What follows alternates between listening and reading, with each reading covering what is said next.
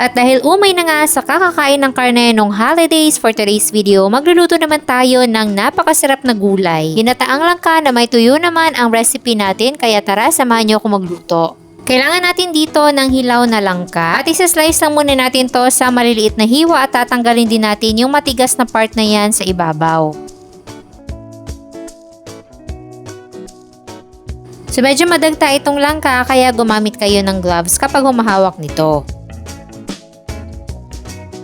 Tapos, hugasan natin yung mabuti at itabi lang muna natin at meron tayo ditong tuyo. Depende na sa inyo kung anong klaseng tuyo yung gusto nyong gamitin. At hihiwain ko lang to sa maliliit na part tapos magpiprito na tayo.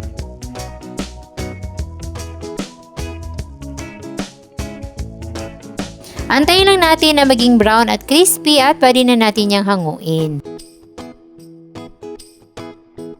Then, set aside lang muna at start na tayong mag-isa. Unahin natin yung luya, sibuyas,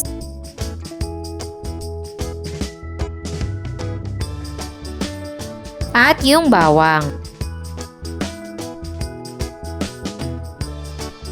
Then, ihalo na natin dito yung ating hilaw na langka. Igisa-gisa lang natin to kasama yung mga aromatics. Tapos, ilalagay na natin yung pangalawang piga ng gata. So, palalambutin lang muna natin to. Isisimmer natin ng mga ilang minuto. At pwede kayo magdagdag ng tubig as needed hanggang sa lumambot. At kapag malambot na, kagaya nito, pwede na nating ilagay ang tuyo. Ilalagay na rin natin ang kakanggata o yung unang piga. At magtitimpla na rin tayo. Maglalagay tayo ng asin, paminta powder, at all-in-one seasoning. Then, haluin na natin yung mabuti at i-check na rin natin kung sakto na ba yung ating timpla.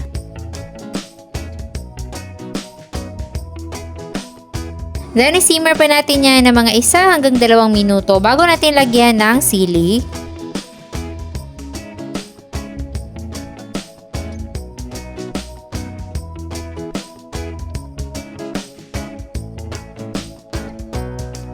At ayan, luto na ang ating napakasarap na ginataang langka na merong tuyo.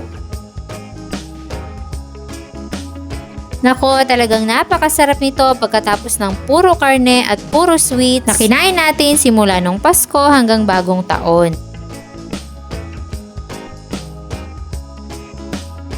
Ito yung klase na luto ng gulay na talagang mapapa-extra rice ka pa rin. Kung gusto nyo rin magluto nito, meron tayong kumpletong listahan ng mga sangkap dyan sa baba. Sana'y nagustuhan nyo ang ating recipe for today. Enjoy!